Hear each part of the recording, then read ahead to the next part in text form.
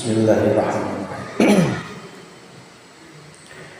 Assalamualaikum warahmatullahi wabarakatuh. Ila hadratin Nabil Mustafa Rasulillah Muhammad sallallahu alaihi wasallam wa ala alihi wa auladihi wa dhurriyyatihi wa sahabati wa tabi'ina sholihin wal ulama'i wal wali Allah. Khusus Syekh Abdul Qadir Jailani wa ila ruhiyal marhum Mbah Kyai Haji Gandung dan Masyuri bin Sastra Fawirah wa ila ruhiyal marhum Bapak Ustadz Kiwanati Sudarmo bin Darmo Karyo wa ila arwahi jami ahli kubur minal muslimina wal muslimat wal mu'minina wal mu'minat khususan fi qaryah desa Bener Dusun Simbarajaya. Allahumma ighfir lahum warhamhum wa'afihi wa'fu anhum. Al-Fatihah. Syaitanir rajim. Bismillahirrahmanirrahim. Alhamdulillahirabbil alamin arrahmanir rahim maliki yaumiddin. Iyyaka na'budu wa iyyaka nasta'in ihdinas siratal mustaqim siratal ladzina an'amta 'alaihim ghairil Bismillahirrahmanirrahim. Alhamdulillahi rabbil alamin. Alhamdulillahi ala nikmatil iman. Alhamdulillahi ala nikmatil islam. Asyhadu an la ilaha illallah wa asyhadu anna Muhammadar Rasulullah. Allahumma shalli ala sayyidina Muhammad wa ala ali sayyidina Muhammad sallallahu alaihi wasallam. Yang dimuliakan Allah, ibu-ibu jamaah pengajian dinten Jumat sore. Ya alhamdulillah, pada kesempatan sore ini urang sadayana tiasa dikumpulkan ku Allah dalam keadaan sehat, dalam keadaan nikmat iman. Semoga senantiasa tengkapna urang sadayana menang ridhonya Allah Subhanahu wa taala. Amin ya rabbal alamin.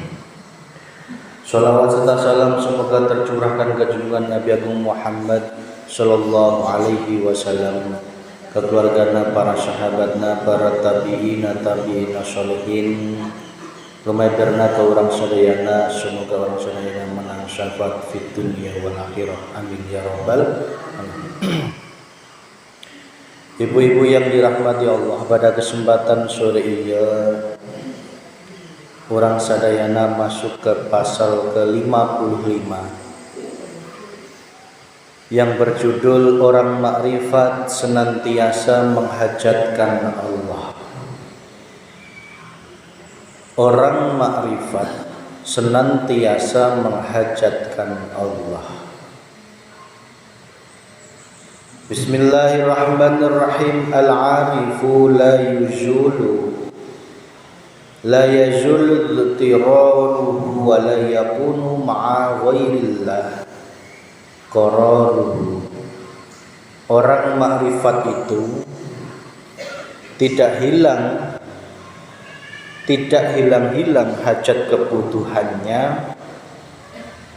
dan tidak ada ketenangan baginya bersama-sama selain Allah.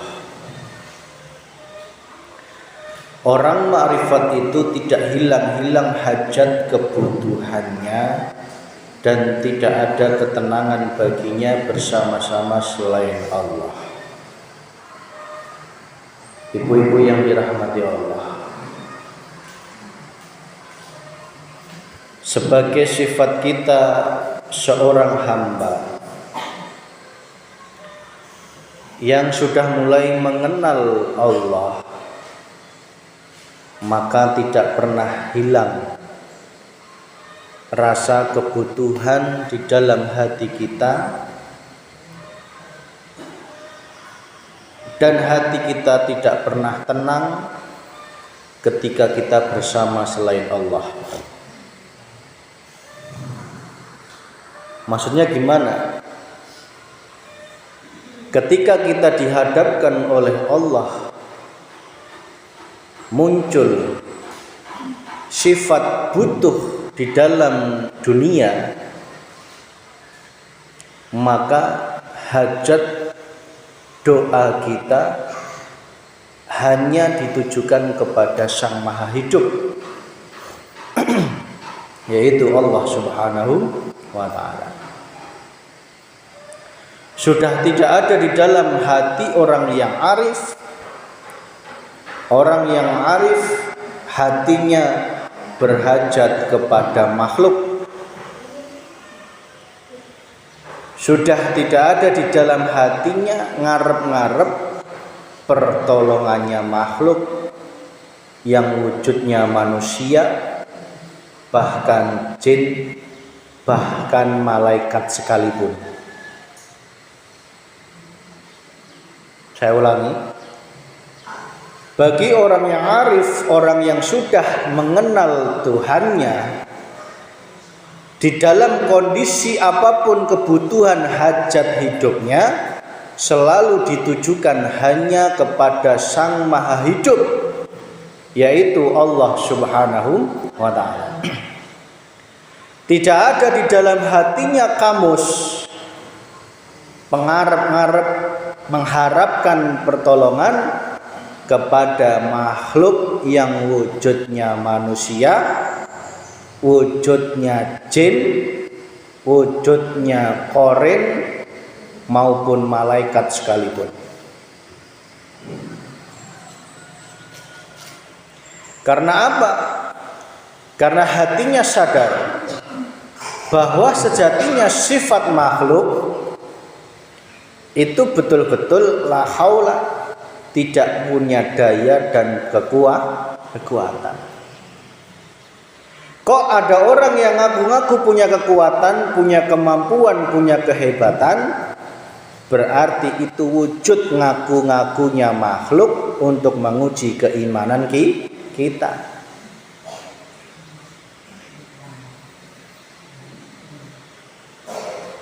Maksudnya gimana, Mas? Contoh, ketika kita diberikan oleh Allah ujian berupa sakit, sering kami sampaikan, hajat kita hanya boleh kepada Allah. Di dalam ujian sakit itu biasanya Allah menguji keimanan kita. Masihkah ada iman kepada makhluk yang mampu memberikan kesembuhan, atau aku Allah Sang Maha Pemberi kesembuhan?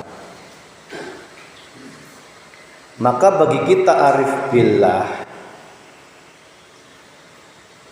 sudah pantas hati kita hanya disandarkan kepada Allah Subhanahu wa Ta'ala. Mas, buktinya saya sembuh karena minum obat. Nyatanya saya sembuh karena disuntik.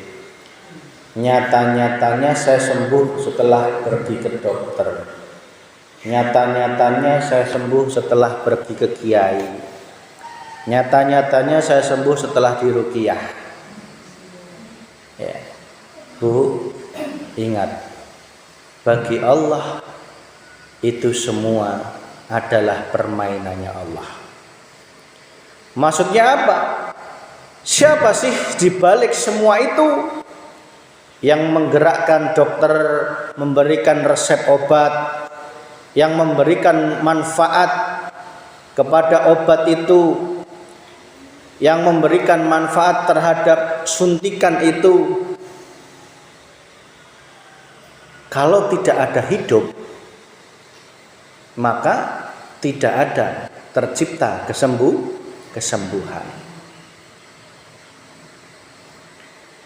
Makanya sering kami sampaikan, ketika kita diberikan ujian sakit, jangan ingat makhluk dulu, langsung ingat Allah dulu. Perbedaan hati, kalau pengen ngerti makomnya kita, itu lihatlah pada saat sakit. Saat diuji oleh Allah, itu kita langsung ingat makhluk, menghajatkan diri ke makhluk, apa langsung sadar Allah. kebanyakan manusia ketika diberikan sakit kebanyakan langsung ingat dokter, obat. Nafsu akan selalu membisiki hati manusia menutupi akan Allah. Betul, seolah-olah yang bisa memberikan kesembuhan itu adalah wujud makhluk. Padahal jika diteliti dengan rasa, dengan iman, semua yang kita alami itu sudah digariskan oleh Allah Subhanahu wa ta'ala. Ya. Iraha erek sakit, iraha erek sembuh, iraha erek waras deui, kabeh sadayana geus dituliskeun ku Allah Subhanahu wa ta'ala. Maka akhlaknya orang yang beriman ketika diuji oleh Allah, hatinya harus selalu bersandar kepada Gusti Allah.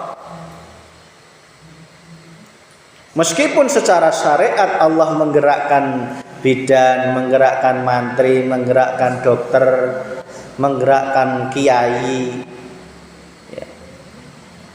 Tetapi sejatinya sang dalang itu tetap tunggal, yaitu Allah Subhanahu wa ta'ala. Orang makrifat adalah orang yang selalu merasa berhajat kepada Allah, karena tidak ada satu makhluk pun yang bisa memberikan kepuasan di dalam semua hajatnya kecuali Allah. Sehingga tiada ketenangan baginya kecuali hanya dengan Allah. Jadi hatinya selalu disandarkan kepadanya dan tiada kecenderungan kepada selain Allah. Bu, nek enggak percaya, buktikan. Semakin engkau mengharap kepada makhluk, justru akan semakin dikecewakan. Ya, maka jangan berharap kepada makhluk. Ya, sering kita dikecewakan oleh makhluk.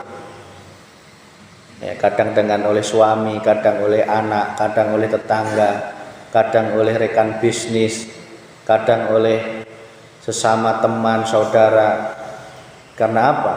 Karena kita ada rasa menggantungkan, mengharapkan kepada makhluk. Kadang makhluk itu ya pinter juga seseleket nak. Ya. Daya tambah hujan maksa. Pasti ngomong nah hujan maksa. Lamun hujannya caang, wes diwaku.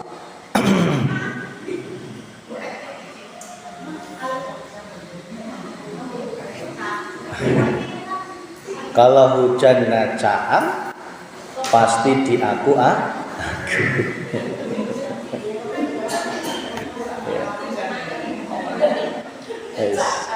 Cicak pun ya penasaran.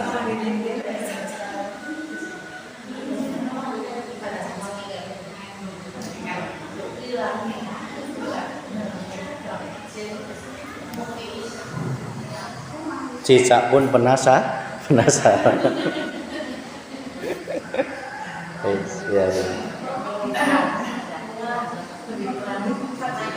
Ana radzawahira bi anwari asyarihi wa anna rasyaraira bi anwari awsafihi li ajri dzalika afalat anwaru dzawahiri wa lam ta fal anwarul qulbu wasyarair. Allah menerangi alam ini dengan cahaya bekas-bekasnya dan menerangi hati dengan sifat-sifatnya. Karena itu lenyaplah cahaya alam dan tak akan lenyap cahaya hati dan mata hati. Begitulah dikatakan, sesungguhnya matahari siang tenggelam dan pada waktu malam matahari, mata hati tidak akan pernah tenggelam. Bu, yang namanya makhluk itu ada masanya. Kita menggantungkan kepada suami, mohon maaf, ada saatnya suami itu badannya juga lemah. Dulunya jak-jak ya, ada saatnya lemah. Dulu istrinya muda, ada saatnya tuh tua.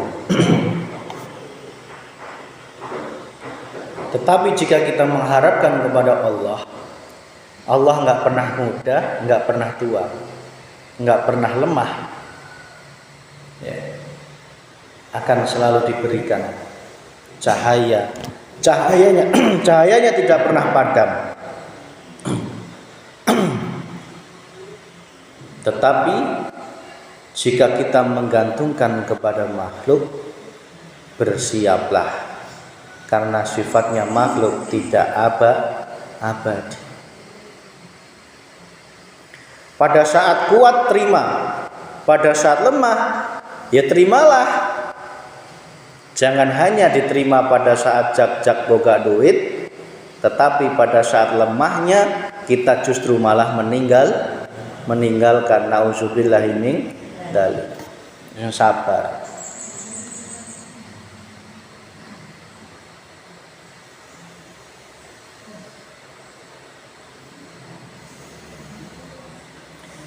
Allah menerangi alam semesta ini dengan bekas-bekas sifatnya, seperti matahari, bulan, dan bintang. Kalau alam dunia itu Allah meneranginya dengan cahaya matahari, bintang, bulan, dan itu ada saatnya pasang surut. Tetapi bagi orang yang makrifat, cahaya hatinya tidak pernah pasang surut. Ya. Cahaya hatinya tidak pernah pasang surut. Ya. Meskipun anak nangis, ya, hatinya tetap bercahaya. Jangan seperti matahari, jangan seperti bulan, jangan seperti bintang yang adanya cuma pada saat malam. Matahari terlihatnya pada saat siang. Ibaratnya iman kita itu jangan bersyukur pada saat dapat nikmat, tetapi ketika dapat ujian hati kita malah kufur terhadap Gusti Allah. Enggak mudah. Untuk hati terus bercahaya itu tidak mudah. Karena apa? Yang memberikan cahaya mata hati itu ya hanya Allah Subhanahu wa ta'ala. Makanya nikmati aja. Kadang hati kita itu kadang hati kita itu digelapkan oleh Allah. Ya, kadang dicaangke, nggih gelap deui, caang deui gitu. Itu tandanya bumi masih berputar. Kehidupan masih ada. Kalau engkau sudah diberikan, dicabut nyawa kita oleh Allah, wes beda lagi ceritanya, Bu. Kalau gelap ya gelap terus, kalau terang ya terang terus.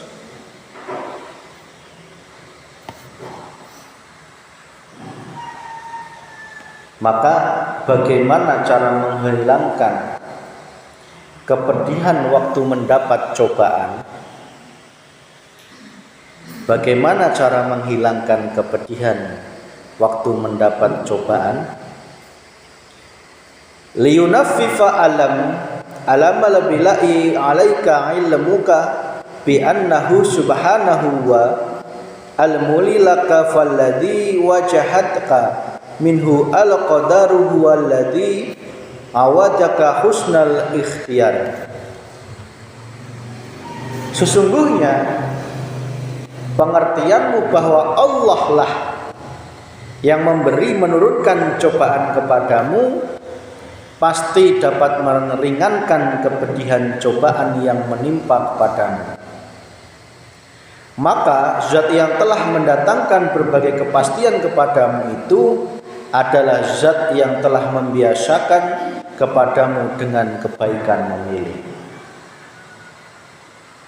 Orang yang dapat mengerti bahwa segala cobaan ini adalah pemberian Allah, maka cobaan yang sedang dideritanya akan menjadi ringan.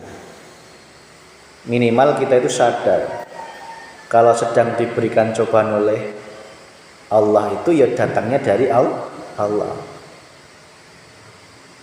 Nggak usah nuduh-nuduh yang lain. Maksudnya gitu loh. Iman itu jangan menuduh datangnya cobaan itu dari orang lain. Buang itu. Menuduh dari makhluk itu jangan. Ya. Jadi cara kita menghadapi ujian, cobaan yang nggak enak, itu minimal kita itu sadar ujian itu datangnya dari Gusti Allah. Kalau kita mengimani datangnya ujian, cobaan, sakit itu datangnya dari makhluk, itu malah tambah ruwet. Nera percaya buktikan. Banyak buktinya.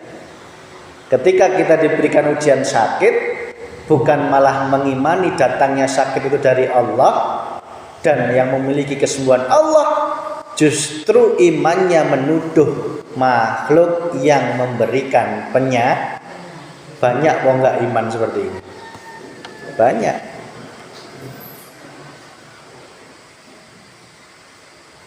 Yang paling ringan itu seperti ini. Ketika kita sakit perut menuduh yang membuat kita sakit perut itu adalah santan. Adalah sambal. Ini iman yang paling ringan. Iman yang masih belum lurus, yang masih ringan. Menuduh makhluk lah yang memberikan sakit. Padahal aslinya orang yang makan santan pun ya tetap ada yang sehat. Orang yang minum kopi pun ya tetap ada yang sehat. Lah berarti kopi maupun santan itu tidak mungkin memberikan sakit kalau tidak ada hidup. Paham nggih?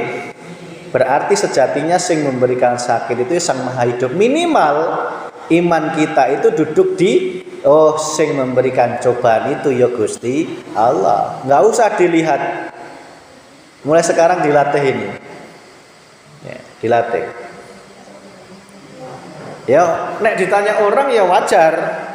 Aduh, mungkin karena santan. Kalau ditanya orang jawab aja karena santan. Karena kopi, karena sambal, karena ditanya manusia. Tetapi iman kita, hati kita yang ngomong sing memberikan sakit itu ya hanya Gusti Allah. Ya karena sebagai hubungan kita dengan manusia, kalau ditanya jawab ya jawabannya ya makhluk. Ya. Bisa dipahami Ibu? Ya kalau ditanya suaminya kenapa sakit perut karena sambal, nggak apa-apa, ngomong aja gitu. Tetapi dalam imanmu, dalam iman yang hak, ya, dalam iman yang hak, tetap datangi penyakit hanya dari Gusti Allah. Jadi jangan sampai kalau ditanya orang itu kenapa sakit karena Allah. Lah nanti apa-apa yang disalahkan Gusti Allah. Jadi tolong dibedakan. Kalau dimunculkan kepada orang lain, jawabannya itu makhluk. Tetapi dalam hati iman kita yaitu dari Allah. Jadi jangan sampai kita itu ditiliki orang, kenapa sakit? Jawabannya karena Allah, itu jangan. Ya karena itu hanya untuk iman kita di dalam hati. Ya jawab aja tadi karena salah makan, gitu aja. Umum-umumnya orang ya. Nanti bok dikira orang yang terlalu alim ya. Gitu Bu. Lebih parah lagi kalau kita menuduh sakit itu karena datangnya dari manusia yang lain, alias disantet, diteluh, ditenung ya. Padahal tidak ada buktinya. Sehingga apa? Kita sibuk mencari solusi yang tidak tepat. Karena kita menuduh makhluk yang memberikan sakit, maka minta tolongnya kepada makhluk. Akhirnya apa? Ruwet Bu. Tauhidnya hancur. Ya tauhidnya hancur. Mau diselamatkan susah. Makanya tolong kalau ada keluarga atau saudara yang sakit, ya tolong diarahkan ke jalan yang lurus. Jalan lurus itu apa? Ya hanya menghajatkan diri kepada Gusti, itu aja.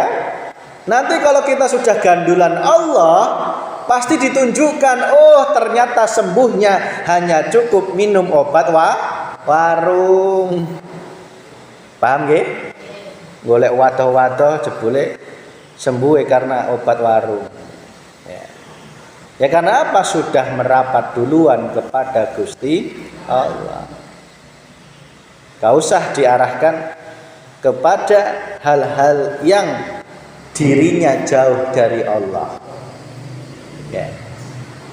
Kalau kita mengarahkan kepada orang yang jauh dari Allah, justru akan digeret kepada jauh dari Gusti Allah. Masuk jurang semakin sulit untuk diselamatkan. Nauzubillah min dzalik.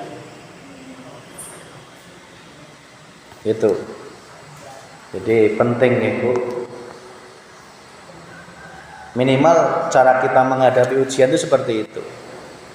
Minimal itu kita sadar ujian ini tidak lain datangnya dari Allah. Itu aja wis alhamdulillah. Gak usah ada iman selain Allah, itu jangan.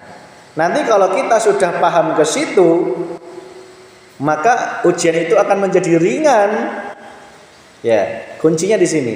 Kalau kita sudah paham dan mengembalikan ke Allah, maka solusinya akan menjadi ringan.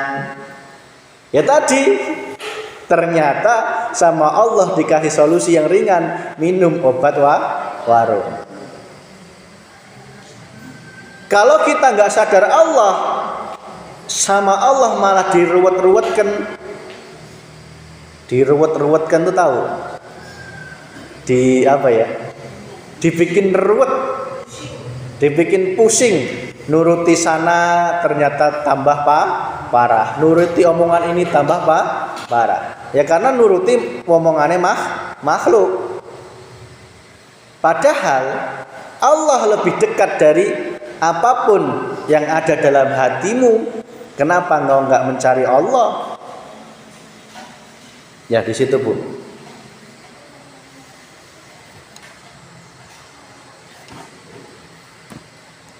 Tidak hanya pada saat sakit, pas nggak punya uang, enak Mas Wiki gajian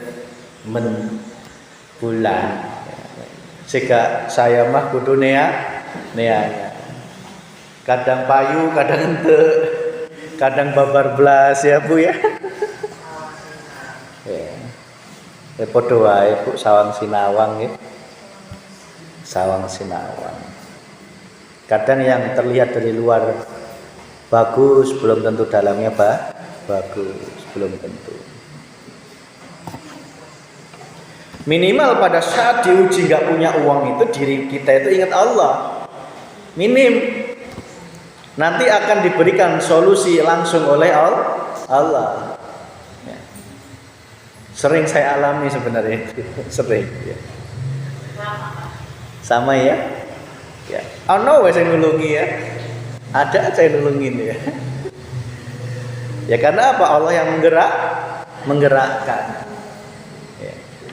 Adalah pas nggak punya uang, anak harus bayaran sekolah. Uang belum pegang, dagangan belum laku. Wes minimal kalau sudah kepentok seperti itu, hati kita langsung sadar Gusti Allah. Nanti langsung ringan. Ujian itu langsung ringan, langsung diberikan petunjuk oleh Allah. Icik-icik dalam hatinya diberikan niat. Wes datang aja ke rumahnya budaya. Pasti ada solusi. Ke rumahnya siapa? Tata Hiro ya. Ke rumahnya siapa? Saudara ya. Ke rumahnya Budona ya. Pasti ada minimal kita itu saling menjalin silaturahmi. Wong tara wawuh ya. Tara ngobrol. Apa mungkin icik-icik bakal minjem uang? Enggak mungkin. Makanya pentingnya ibu-ibu serawung itu ya. Minimal Allah itu memberikan jalan pertolongan itu mudah. Lah kalau orang itu nggak pernah serawung, nggak pernah ngobrol, nanti Allah memberikan solusi pun ya caranya itu akan semakin sempit ya. Itu.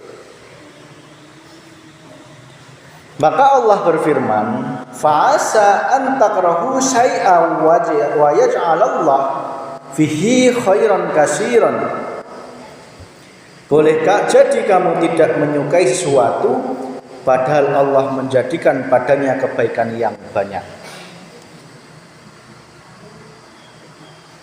Sering kita itu protes sama Allah. Ya, sering ya. Masih sering ya. Bukan sering, masih sering.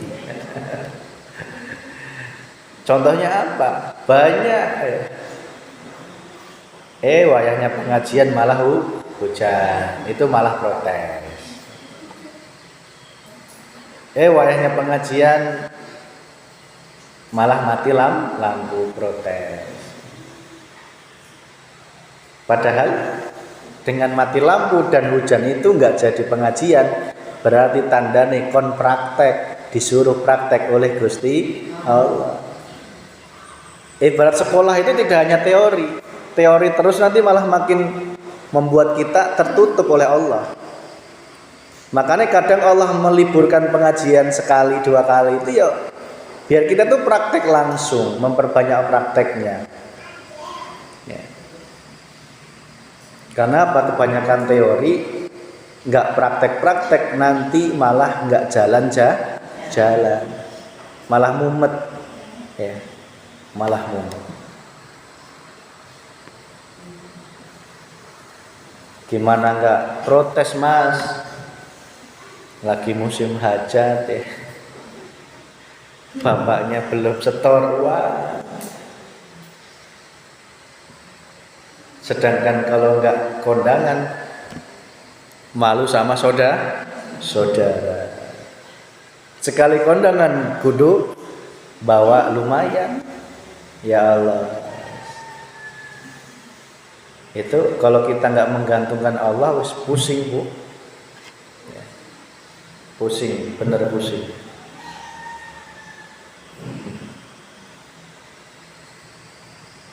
Saya yakin sifat manusia itu meskipun dia sudah diberikan ilmu ma'rifat, tetap ada sifat manusia itu, yaitu dirinya itu pusing duluan. Itu sudah lumrah.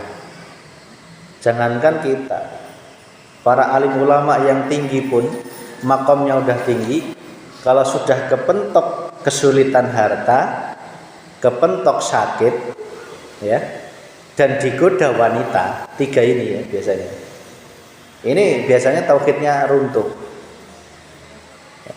Ini sifat manusia seperti ini bu. Ya. Makanya kita harus terus waspada itu di situ. Terus pasrah sama Allah ya. Ya. Saya yakin itu. Karena apa? Ya karena sifatnya manusia itu harus mengalami buruk untuk menjadi baik. Nek langsung baik itu namanya malaikat. Namanya manusia itu harus mengalami lalai biar menjadi iman. Emang gitu prosesnya. Jangankan alim ulama ya, apalagi orang awam diuji sakit, wes. Yang sudah berilmu, diberikan ilmu, diberikan makrifat pun bisa jadi tauhidnya hancur, bisa. Karena semua apa? Pertolongannya Allah Subhanahu wa Ta'ala. Nggak ada kepastian. Makanya ibu-ibu juga jangan tenang. Meskipun sudah ngaji makrifat kok bakal aman, itu belum tentu. Tetap semua itu hak prerogatifnya Allah Subhanahu wa Ta'ala. Kadang kita pas ngaji gini paham. Saya mah udah paham apa yang disampaikan Mas Vicky. Sudah 4 tahun 5 tahun ngajinya gitu-gitu kene. Tapi belum tentu pas praktek diberikan sadar oleh Gusti Allah. Karena apa? Kembali tadi, prakteknya semua tergantung pemberiannya Gusti Allah. Nggak usah ngoyo. Ya. Jangan jenengan Bu, saya pun juga sama. Saya pun juga sama. Ya. Kadang ya ono ana sedihnya, ya, ada ngeluhnya. Yang penting bedanya apa? Cepat-cepat kembali ke jalan Allah. Itu aja. Minimal itu terus. Bukan berarti yang menyampaikan di sini itu orang yang sudah suci, orang yang sudah murni, belum. Kita ini hanya sama-sama belajar. Kita ini hanya sama-sama diajari oleh Gusti Allah. Bukan berarti saya lebih baik jenengan, enggak. Bisa jadi hati jenengan lebih murni, lebih suci, lebih bersih di mata Allah. Bisa jadi. Makanya kita nggak boleh tinggi hati itu di situ. Ya, nggak boleh tinggi hati. Berkata Abu Thalib, bahwasanya orang itu membenci penyakit, kemiskinan, kebodohan dan mara bahaya. Padahal semua adalah baik baginya kelak di akhirat. Bu. Sifat manusia nggih. Benci penyakit itu saya yakin semua orang. Nggak ada yang ngarep-ngarep sakit. Benci kemiskinan. Ya. Pengennya selalu punya uang. Benci kebodohan. Pengennya dianggap paling pintar. Benci mara bahaya, cilaka itu benci. Pengen yang enak. Ya, makanya di pertemuan kemarin saya katakan, Fir'aun itu jadi nggak sadar Allah gara-gara dia nggak pernah sakit, nggak pernah miskin, nggak pernah bodoh, dan nggak pernah celaka. Berarti kadang Allah memberikan sakit, memberikan miskin, nggak punya uang, memberikan kadang bodoh, kadang diberikan cilaka. Itu biar apa? Biar kita ini selalu sadar Allah Subhanahu wa Ta'ala. Berarti malah bersyukur apa enggak? Malah bersyukur aja Bu. Ya karena bersyukur itu tidak hanya pada saat diberikan nikmat, tetapi bagi orang yang makrifat, bersyukur itu juga pada saat diberikan musibah atau ujian dari Allah Subhanahu wa Ta'ala. Ya, jadi jangan berpikir bahwa Allah memberikan ujian yang enggak enak itu Allah memberikan azab, memberikan kejahatan kepada kita, enggak. Tetapi justru kasih sayangnya Allah Subhanahu wa Ta'ala. Jangan berpikir gini, saya sih dosanya apa? Sholat tak lakoni, sholat malam tak lakoni, puasa nggak pernah boleh. zakatnya tidak pernah kurang, hajinya sudah 5 kali. Kenapa kok Allah memberikan ujian yang begitu besar padaku? Ya, jangan malah berpikir Allah begitu jahat. Justru itu lagi disayang oleh Allah Subhanahu wa ta'ala. Karena banyak orang itu nggak usah jauh-jauh, di sekitar kita aja. Banyak orang yang nggak pernah dikasih sakit, ya, semakin kaya dan dia justru malah semakin jauh dari Allah.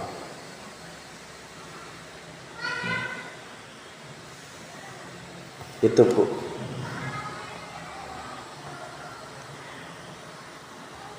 Sebaliknya, kebanyakan orang mencintai kekayaan, kebahagiaan, kemasyhuran dan lain-lain, akan tetapi justru semua itu jelek bagi Allah. Jelek baginya di sisi Allah. Cenderungnya manusia itu pengen kaya. Bener nggak Bu? Pengen punya uang banyak, pengen bahagia, pengen hirup ngenah, ya, pengen kemasyhuran terkenal. Kalau bisa itu saya jadi tokoh, ya, saya harus jadi orang yang dituakan di gerumbul saya. Semua pendapat harus pendapat saya. Ya. Siapa sih yang nggak senang dihormati orang? Kalau mau lewat disapa, dihormati. Ya. Siapa sih yang nggak senang? Tapi dibalik semua itu, bagi orang yang nggak makrifat Allah, justru malah membahayakan. Tapi bagi orang yang sudah sadar Allah, sugih tidak jadi bahaya,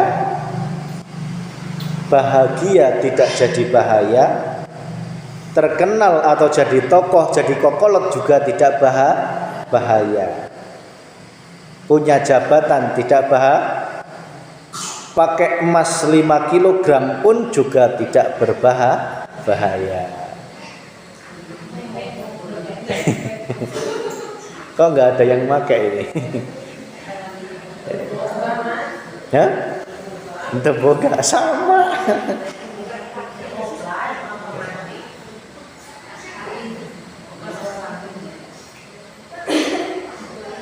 Gitu Bu.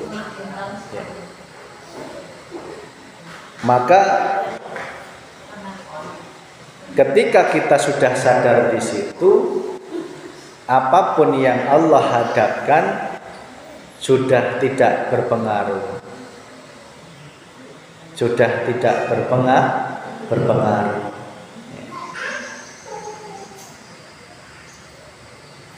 Saya kan ketua RT. Ada Pak RT di sini. Jangan tersinggung Pak RT. Tak jadikan contoh. Saya kan ketua RT. Semua yang nerima bansos karena usulan saya.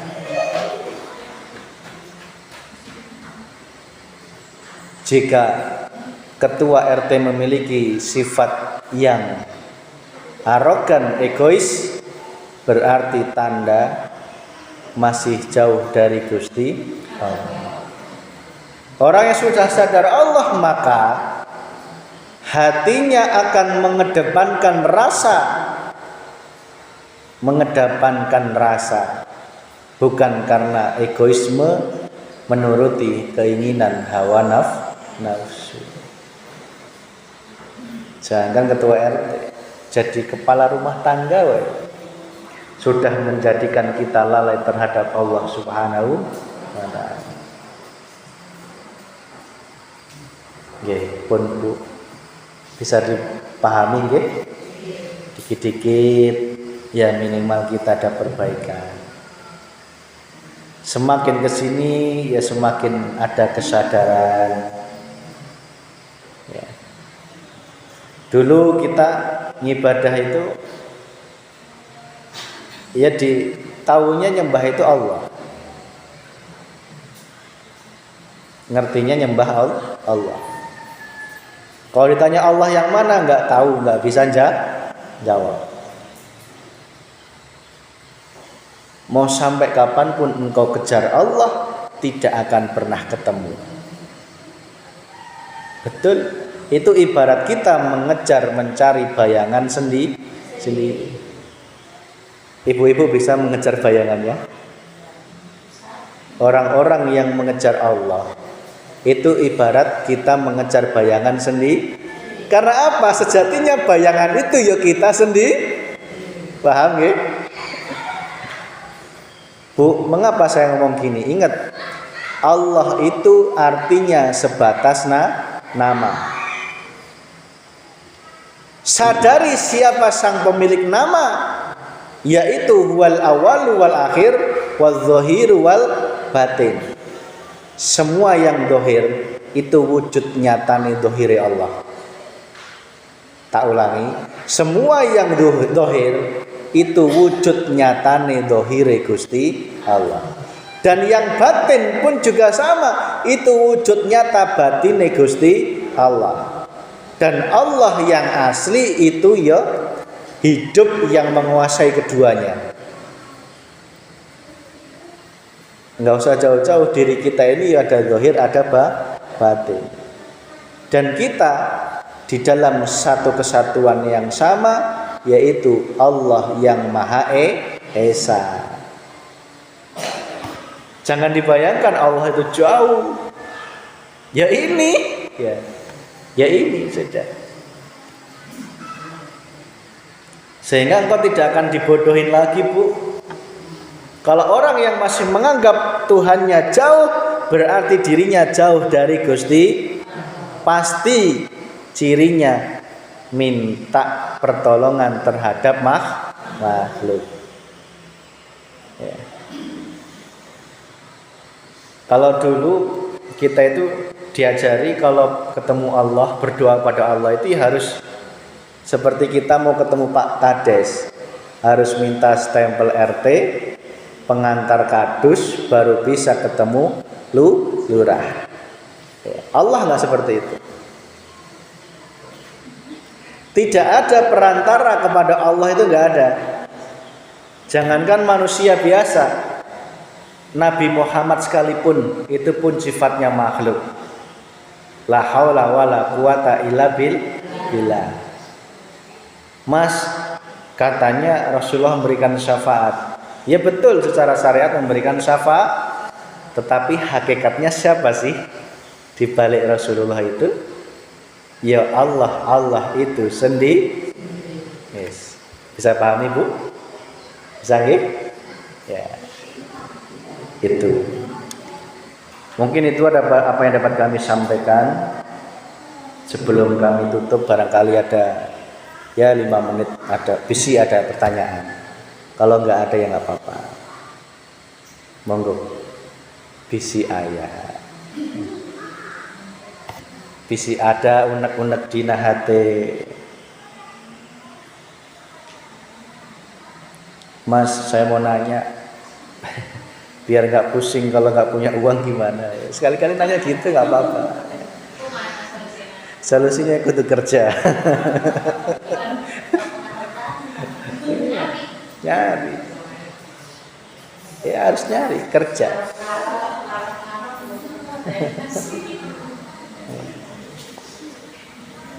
Nyari, entah jualan, entah ya minimal ke Teteh Hiroh ada yang nggak laku nggak, rotinya ada Mas ya.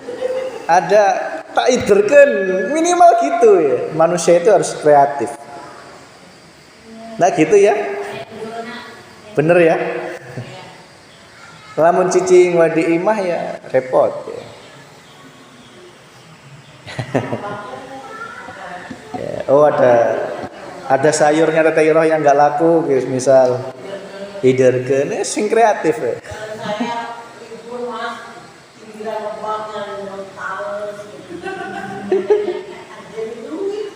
Oh ya.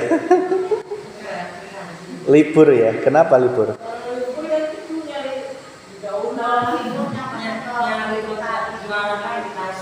Oh gitu ya. Sama bapaknya, sampai rumah ngaku-ngaku ini baru kurang malahan.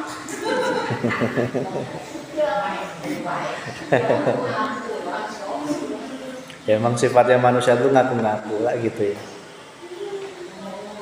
Sifat dasar manusia ngaku. Dah, nggak ada yang bertanya? Cukup nggih? Monggo ibu-ibu. Rabbana atina fid dunya hasanah wa fil akhirati hasanah wa qina adzabannar. Alhamdulillah ya Fatihah.